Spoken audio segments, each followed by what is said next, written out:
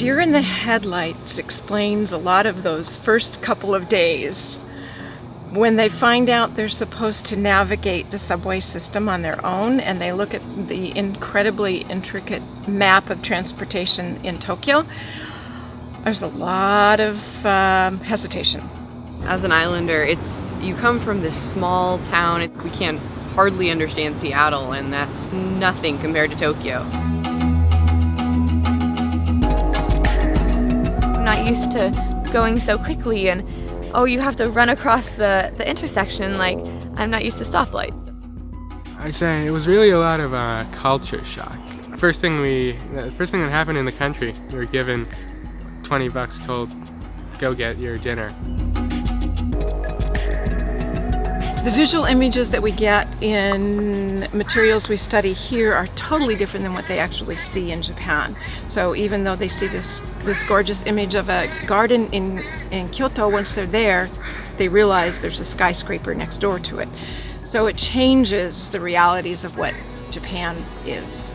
The mixture between the new and the old in Japan is phenomenal. I mean, you can go and be in the middle of Tokyo and look out and see this endless, city that's filled with bright lights and bridges and cars and streets, and then you take a train that's an hour long and you're all of a sudden in this countryside that's just, peaceful with these 100-year-old shrines and ancient architecture and stuff. A really amazing experience to be able to see the juxtaposition between the two. I first traveled with Japanese Connections in 2006 as a high school student, and since then have been invited back to return as a videographer. This trip was very important to me in high school because it started an ongoing desire to travel. And since then I've been to Thailand, Burma, and India, and am continuing to work with refugee populations, specifically in border areas. Coming back has just wanted to make me travel even more. The trip each year has a different focus for one as far as what the study tour study portion is. The students are allowed to select or make choices about possible destinations in Japan. Nara was really fun. You kind of go through this fun, silly, with these deer chasing after you and feeding them with crackers. You go and see this huge Buddha that's just amazing. I mean, it's immense. It's the size of the building. Being a former student on this trip is really fun because I was able to see students go through the same type of learning process that I remember so distinctly. Something as simple as going to a supermarket and having to make your own meal turns into this wonderfully specific memory that stays with students for years to come.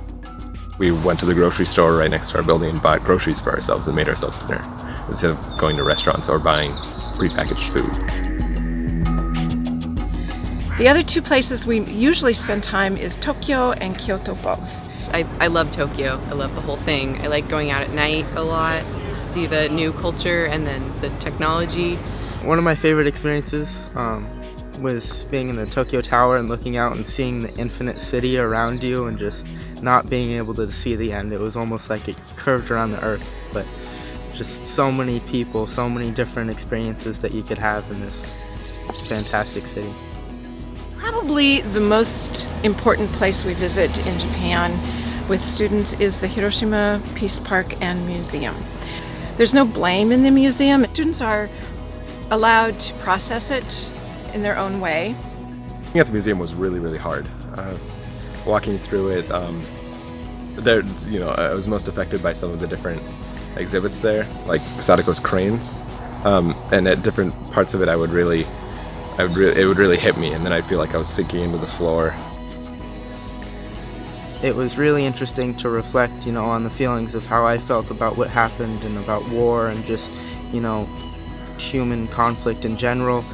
I think it's important to see it firsthand as compared to a museum about Hiroshima like in Seattle, because you're there. I can see the dome as it was the day of the atomic bomb. It's a firsthand experience. After the emotional difficulties of visiting the Hiroshima Peace Park and Museum, we go to a small island off the coast of Hiroshima called Miyajima. We stay in a traditional inn which gives us the chance to feel like we are escaping into history instead of dealing with the modern world all around us. Miyajima is this island in the inland sea that requires a ferry ride to get to. The entire island is a holy island, and as such, no one is allowed to be born on the island or die there.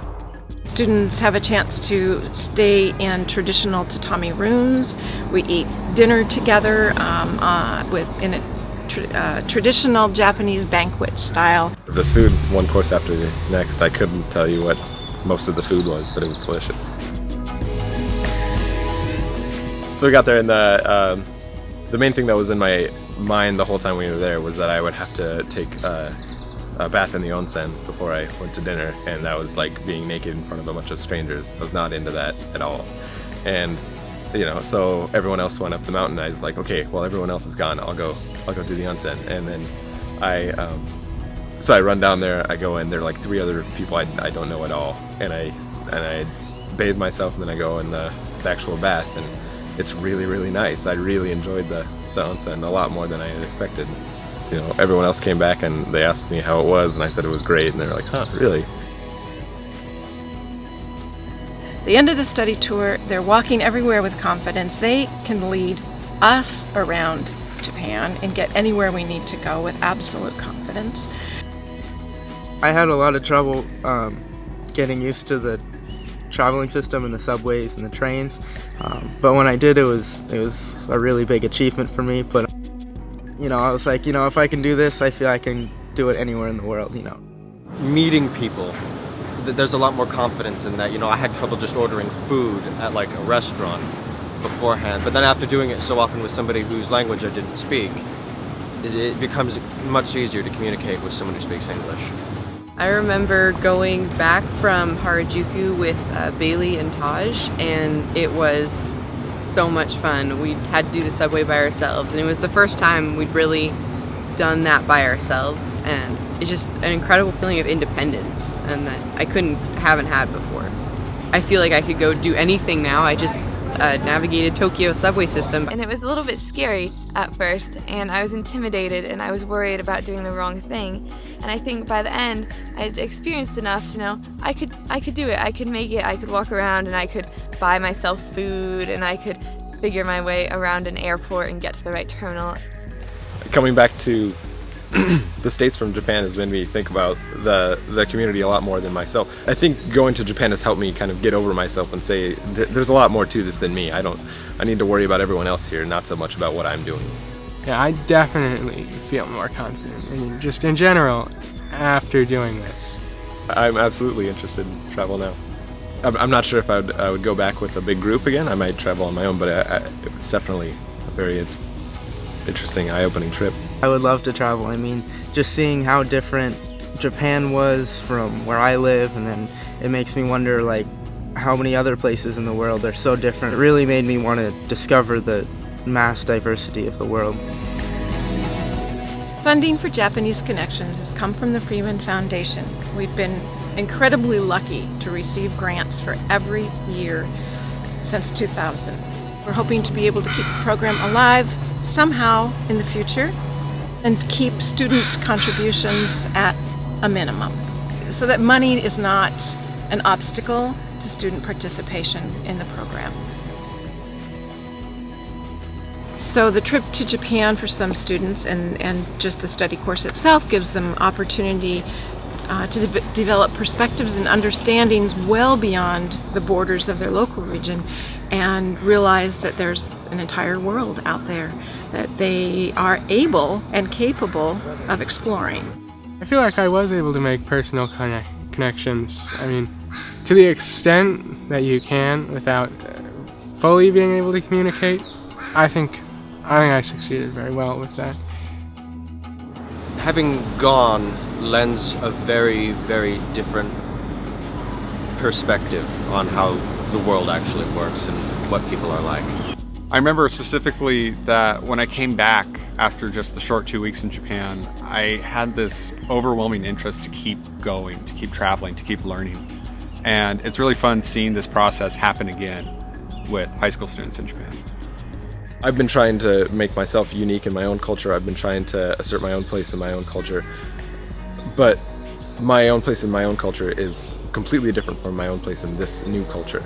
How that might affect someone in high school, where you are fairly impressionable, I think is important. You know, learning by yourself in your own way is something that definitely has enriched my life, as well as, you know, the people that went with me to the trip. It was just finally I got to actually see where it all came from and how all the history contributed to making the Japanese culture what it is, which is just, I mean, so Concentrated, Serene, Overwhelming. Difficult. alien, yeah, crazy, familiar, weird, Soup. lights, Friends. Prompt. quiet, ancestry, Wasabi. loud, Challenging. impactful, life-changing. Life-changing. Life-changing. Life-changing. life-changing. definitely life-changing. It was amazing. The Japanese culture is amazing. It's something that you could never experience in any